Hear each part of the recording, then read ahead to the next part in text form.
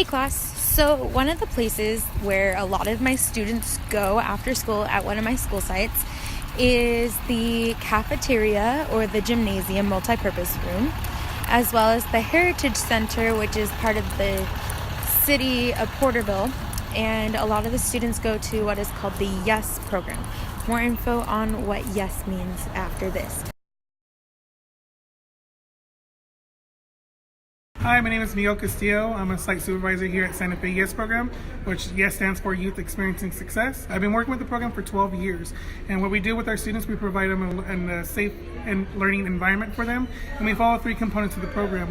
We have the academic base, where we do the reteach and we tutor the students for an hour, and then we follow with the physical fitness component, and we follow the Spark component for the physical fitness. So it's more structured, 1 to 25 students ratio in the physical activities with them. So it's not just students playing basketball, it's more of like how we do dribbling, more of like the background knowledge of how do we play basketball.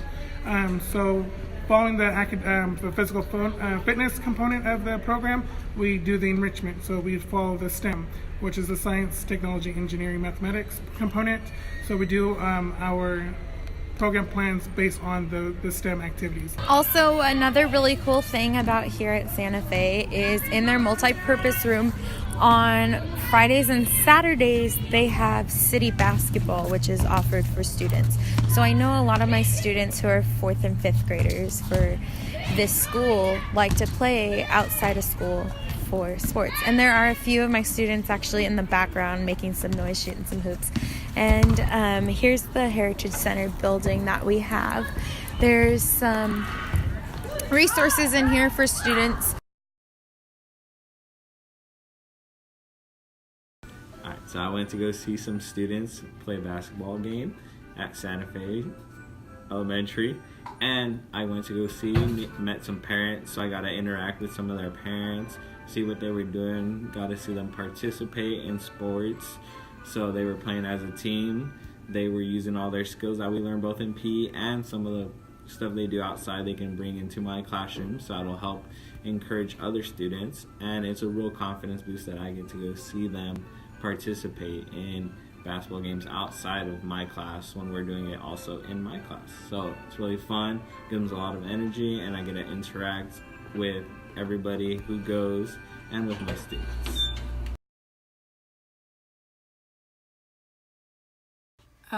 So what the library brings to the community, we bring quite a few things. Not only are we public access 7 days a week for the community, we also have all kinds of programs that happen throughout the year. Right now we're gearing up for our winter programming that is going to be starting on Friday. And for all of winter break, we are going to have something down here for the kids to do every day. In fact, we have multiple things happening on quite a few of the days. So there's crafts, there's movies to watch, all kinds of fun things, and of course everything's free. So besides that, we also have reading programs that we have going on year-round, and we have public access computers, so we have that going. And then we are also a cooling and heating center, so we all offer that opportunity for patrons if they are cold and need to get in out of the weather, or if they're hot and need to get in and out of the weather, they can come here and lounge around. We also have a literacy program that's really good for patrons if they need help learning English or learning to speak English better. We have a literacy program that helps them, and that's wonderful. And then we also have just the story time that goes throughout the year. That's happening every Tuesday. And other than that, we just are the information hub for the community. Awesome, thank you. All right, so that was the Porterville Public Library. And while I was in there, I did see one of my students who actually goes to a school just around the corner actually from here, one of the school sites. And so I'm gonna just take a little walk down Main Street. Right now we are preparing for the holidays. So we have the tree in front of City Hall lit up, and as well as lights lit up. And I know I have seen a lot of my students actually just kind of walking down Main Street before, and that's a really big thing that's been upcoming for Porterville, because normally Main Street was a place where nobody would really want to go, but a lot of the things that happen throughout the community actually happen over here. So I'm going to take a trip across the street. Okay, so this is very rare. It's only about 5:20 and there's nobody playing basketball. Now, I do know that in the later evening and earlier evening, just right after school, there's a lot of students and families and people in the community who come and play basketball. And so this is the only full courts, outdoor courts as well, that are accessible to the community and the public. And just next to it is the playground, and actually also out here are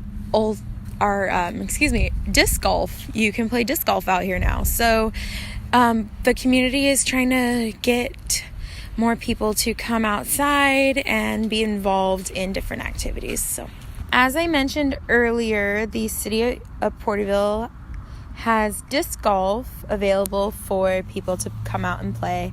And just more recently, they've included the City of Porterville Baseball Little League. And this is actually the backside of one of the fields. There's another one just on the other side over there. All right, so other than Zalad Park, there's a few other parks. And I know that a lot of students who are more on the east side of town, which I don't teach directly on the east side of town, but there are other elementary schools out there. And they use Murray Park, which is located right next to the City of Porterville golf course, as well as the city pool. So I know during the summertime, my students use the pool, though there is, I believe, a fee. But coming out to these parks, especially Zalad Park, there's a lot for you to do with your family out here. It's a pretty quiet place. It's not very lit up, though, at night, as I can tell now. But yeah, on the weekends during the daytime, on Saturday mornings, there's quinceañera practices. There's people with batons doing majorettes, people barbecuing, bounce houses, a lot of different activities for people to do.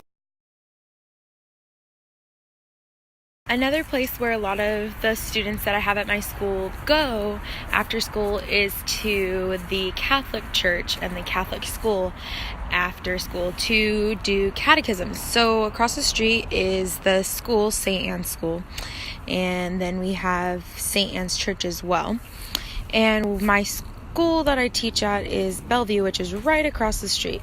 So I have a lot of students who are Catholic and go to the Catholic church and Catholic school to learn catechism. And so that is one of the largest churches that we have that offers Catholicism in Porterville.